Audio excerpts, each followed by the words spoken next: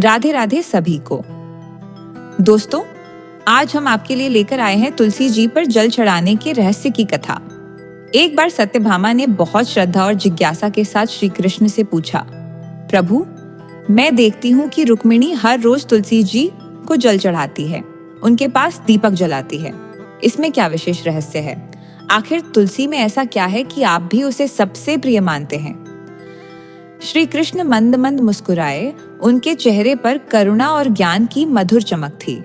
बोले, सत्यभामा, तुम्हारा प्रश्न बहुत सुंदर और अर्थपूर्ण है। तुलसी केवल एक पौधा नहीं, बल्कि परम पवित्रता और भक्ति का प्रतीक है। समस्त वनस्पतियों में तुलसी का स्थान सर्वोच्च है। यह न केवल मुझे प्रिय है, बल्कि समस्त देवी देवताओं के हृदय में इसका विशेष स्थान है।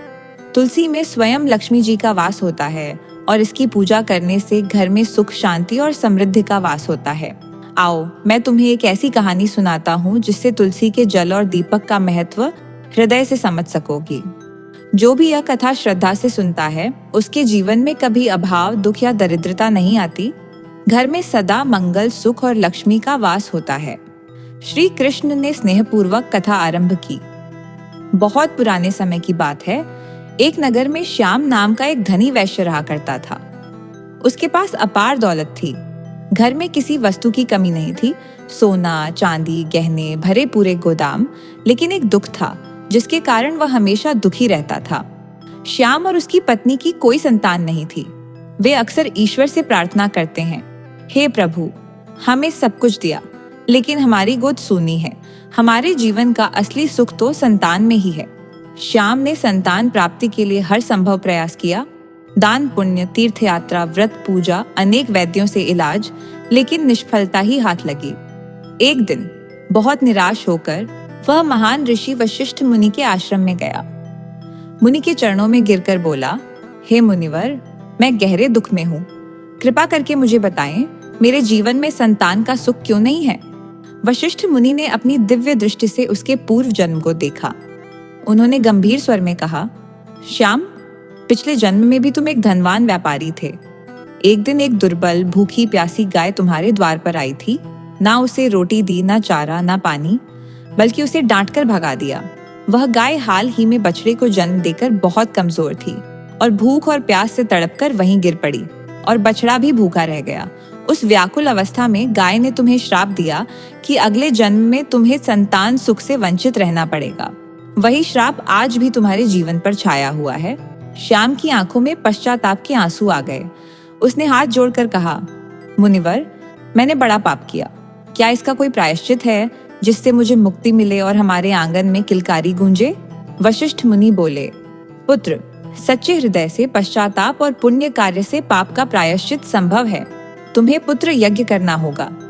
यज्ञ के पश्चात तुम्हें ब्राह्मणों को गौदान देना होगा। तभी तुम्हें संतान सुख की प्राप्ति होगी और पाप से भी छुटकारा मिलेगा। श्याम ने श्रद्धा से मुनि की आज्ञा मानी। घर लौटकर उसने अपनी पत्नी को सब कुछ बताया। दोनों ने मिलकर बड़े भक्ति भाव से पुत्र यज्ञ का आयोजन किया। आचार्य, ऋषि, मुनि, ब्राह्मण सबको आमंत्रित किया। विधि विधान से यज्ञ हुआ। यज्ञ के अंत में अग्निदेव प्रसन्न होकर प्रकट हुए। अग्निदेव ने कहा, श्याम, तुम्हारा यज्ञ सफल हुआ है। तुम्हें तेजस्वी पुत्र की प्राप्ति होगी, किंतु ध्यान रखना, तुम्हारा पुत्र केवल 18 वर्ष तक ही जीवित रहेगा। श्याम और उसकी पत्नी ने ईश्वर की इच्छा स्वीकार कर ली। कुछ समय बाद उनके घर एक सुंदर तेजस्वी पुत्र ने जन्म लिया। उस पुत्र का पालन पोषण उन्होंने बड़े लाड़ प्यार और सत्कार से किया। उसे श्रेष्ठ शिक्षा के लिए गुरुकुल भेजा। परिवार में खुशहाली लौट आई, लेकिन मन के किसी कोने में पुत्र की अल्पायु की चिंता हमेशा बनी रही। समय बीतता गया। पुत्र बड़ा हुआ। जब वह 16 वर्ष का हुआ, माता पिता ने उसकी शादी की बात सोची। पत्नी बोली, इतनी जल्दी विवाह कर देंगे तो बहू को जल्द ही विधवा होना पड़ेगा। लेकिन पुत्र को अकेले मृत्यु के द्वार पर जाते देखना उन्हें और भी असहाय लगा। अंततः उन्होंने सुभद्रा नाम की एक अत्यंत गुणी, सरल और पतिव्रता कन्या का चयन किया। सुभद्रा ने विवाह के पश्चात अपने पति, सास ससुर की तन मन से सेवा की। उन्हें कभी किसी बात की कमी न होने दी। सुभद्रा को यह नहीं मालूम था कि उसके पति की आयु सीमित है। समय अपनी गति से चलता रहा। जब वह घड़ी समीप आई, श्याम और उसकी पत्नी ने सुभद्रा को पास बुलाकर सब कुछ बता दिया। सुभद्रा ने अपने भाग्य को स्वीकार कर लिया, किंतु उसका विश्वास ईश्वर में अडिग था। उसने श्रद्धा से कहा, माता पिताजी, आप चिंता न करें, मैं अपने पति की रक्षा अवश्य करूंगी। मुझे केवल एक दीपक, एक जल से भरा घड़ा और एक गाय चाहिए। मैं सच्चे मन से प्रार्थना करूंगी, मेरी तपस्या और भक्ति व्यर्थ नहीं जाएगी। श्याम ने बड़ी श्रद्धा के साथ अपनी बहू सुभद्रा के लिए दीपक, जल का लौटा और गाय का प्रबंध कर दिया।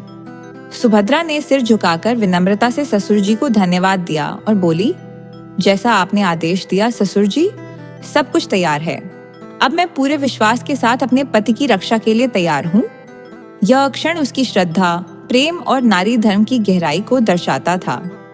समय का पहिया घूमता गया और वह दिन भी आ पहुंचा जब सुभद्रा के पति की मृत्यु का योग बन गया था। सुभद्रा ने प्रातःकाल उठकर पवित्र स्नान किया, तुलसी माता के पास गई, उन्हें जल अर्पित किया, श्रद्धा से प्रणाम किया, पौधे पर चुनरी बांधी, दीपक जलाया और माथा टेक कर करुणा भरे स्वर में प्रार्थना की, हे तुलसी माता, मैं आपकी शरण में आई हूँ। इन पावन वस्तुओं के साथ मेरे सुहाग की रक्षा करना, कृपा करके मेरी प्रार्थना स्वीकार करें। इसी दौरान यमराज के 2 भयानक दूत सुभद्रा के पति की आत्मा को ले जाने के लिए श्याम के घर पहुंचे, परंतु चमत्कारी रूप से तुलसी के पौधे ने उनके मार्ग में अवरोध खड़ा कर दिया।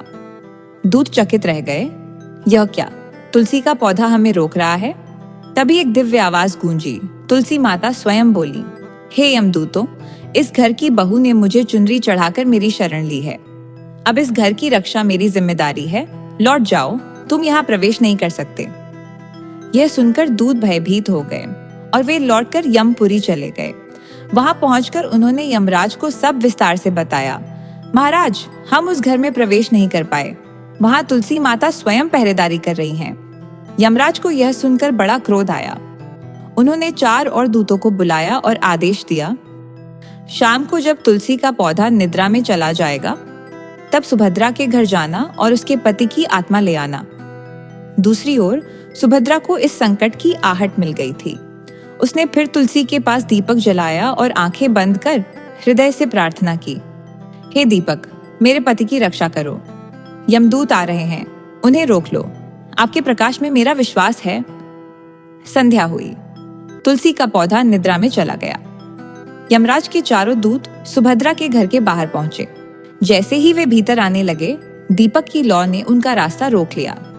दीपक ने दिव्य स्वर में कहा, इस घर की नारी ने मुझे प्रज्वलित किया है, मुझसे अपने पति की रक्षा का वर मांगा है। तुम भीतर नहीं जा सकते। यदि आगे बढ़े तो मेरी अग्नि से भस्म हो जाओगे। यह सुनकर दूत भयभीत हो गए। उनकी हिम्मत जवाब दे गई और वे पीछे हट गए। अब सुभद्रा ने जल से भरा लौटा दीपक के समीप रखा और करुणा से बोली, हे जल देवता, अब आपकी शरण में हूँ। कृपा करके यमदूतों को घर में प्रवेश न करने दें। दूत फिर साहस जुटाकर आगे बढ़े। तभी लौटा बोल उठा, अब इस घर की रक्षा मेरी जिम्मेदारी है। यदि तुम भीतर आए तो तुम्हारी नरक की आग को मैं अपनी शीतलता से बुझा दूंगा। यह सुनकर यमदूत घबरा गए। उनके पैरों के नीचे की जमीन खिसक गई और वे भी लौट गए।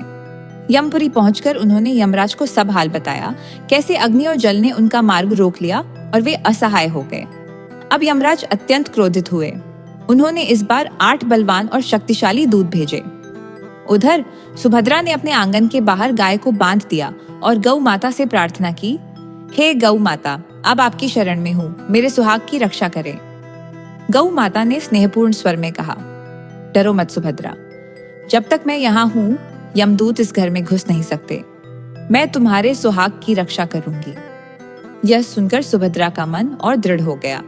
जैसे ही 8 दूत घर के समीप आए, गाय माता ने अपने तेज से उनका मार्ग रोक लिया और गर्जना की, मेरे रहते भीतर आने का प्रयास मत करना, वरना मैं श्राप दूंगी। जानते हो ना, गोहत्या का पाप कितना भयंकर है। यह सुनते ही यमदूत भय से कांप उठे, क्योंकि गाय के श्राप से कोई नहीं बच सकता। वे भयभीत होकर लौट गए। अब यमराज ने स्वयं अपने भैंसे पर सवारी की और सुभद्रा के द्वार पर आ पहुंचे। सुभद्रा के मन में भय तो था, पर श्रद्धा और भक्ति उससे कहीं अधिक थी। उसने यमराज के चरणों में नम्रता से प्रणाम किया और भाव विभोर होकर स्तुति करने लगी, हे धर्मराज, आप न्याय और धर्म के देवता हैं। मैं एक पतिव्रता नारी हूँ, आपकी शरण में हूँ। मेरे पति की रक्षा करे, यही मेरी विनती है। उसकी भक्ति, समर्पण और पतिव्रता देखकर यमराज का हृदय भी द्रवित हो गया। सुभद्रा की प्रार्थना सुनकर यमराज प्रसन्न हो गए और उनके मुख से आशीर्वाद स्वतः निकल गया, सदा सुहागन रहो। परंतु नियम के अनुसार वे सुभद्रा के पति की आत्मा लेने का प्रयास करने लगे। सुभद्रा ने पुनः विनम्रता से कहा, हे यमराज, आपने मुझे सदा सुहागन रहने का आशीर्वाद अभी अभी दिया है। अब आप मेरे पति को कैसे ले जा सकते हैं? आपका वचन झूठा कैसे हो सकता है? यह सुनकर यमराज चकित रह गए। उन्होंने सुभद्रा की भक्ति और श्रद्धा को नमन किया और बोले, सुभद्रा, आज तुमने अपनी भक्ति, पतिव्रता और श्रद्धा से मृत्यु पर विजय पाली है। तुम्हारे पति अब 100 वर्ष तक जीवित रहेंगे। तुम्हारे धर्म, विश्वास और समर्पण ने मुझे प्रसन्न कर दिया है। इसके बाद यमराज ने एक दिव्य आशीर्वाद दिया। आज से जो भी नारी अपने घर के आंगन में तुलसी का पौधा लगाएगी, प्रतिदिन उसके पास दीपक जलाएगी, अपने घर के बाहर गाय बांधेगी और जल का लौटा रखेगी, उसके घर में मेरे दूत कभी प्रवेश नहीं करेंगे। उसका सुहाग संपूर्ण रहेगा और उसका परिवार सदा सुखी और सुरक्षित रहेगा। इतना कहकर यमराज अदृश्य हो गए। परंतु सुभद्रा के विश्वास, श्रद्धा और स्त्री धर्म की यह कथा हमेशा के लिए अमर हो गई, जो आने वाली हर पीढ़ी को भक्ति, समर्पण और नारी शक्ति का संदेश देती रहेगी। श्री कृष्ण अपने दिव्य वचनों में कहते हैं कि वह स्त्री अत्यंत पुण्यशाली होती है जो अपने घर के सामने श्रद्धा पूर्वक तुलसी का पौधा लगाती है और प्रतिदिन आदर सहित तुलसी के समीप दीपक जलाती है, उसके पास स्वच्छ जल से भरा लोटा रखती है और उसके घर के द्वार पर गौ माता का निवास होता है। ऐसे घर में मां लक्ष्मी की कृपा सदैव बनी रहती है। वहां न तो मृत्यु का भय होता है, न ही कोई बड़ा दुख, दरिद्रता या शोक टिक पाता है। श्री कृष्ण कहते हैं कि तुलसी माता की सेवा, गौ माता का सानिध्य और सच्चे मन से की गई पूजा घर को हमेशा सुख, समृद्धि और शांति से भर देती है। ऐसे घर में ईश्वर का वास होता है और समस्त परिवारजन निरोगी, प्रसन्न और सुखी रहते हैं। इस प्रकार सुभद्रा की भक्ति, सेवा और श्रद्धा ने भविष्य में चमत्कार घटित किया। यही कारण है कि तुलसी को जल चढ़ाने और उसके आगे दीपक जलाने का बड़ा महत्व है। जो भी स्त्री श्रद्धा और प्रेम से तुलसी माता की सेवा करती है, उसके घर में कभी दुख, दरिद्रता या क्लेश नहीं आता। श्री कृष्ण ने सत्यभामा से कहा, यह कथा केवल कथा नहीं है, बल्कि भक्ति, सेवा और पश्चाताप की शक्ति का प्रमाण है। तुलसी के आगे जल और दीपक अर्पित करना केवल पूजा नहीं, आत्मा का शुद्धिकरण है और ईश्वर की कृपा पाने का सरल मार्ग है। तुलसी माता की कृपा से आपके घर परिवार में सदा सुख, समृद्धि और शांति बनी रहे। राधे राधे।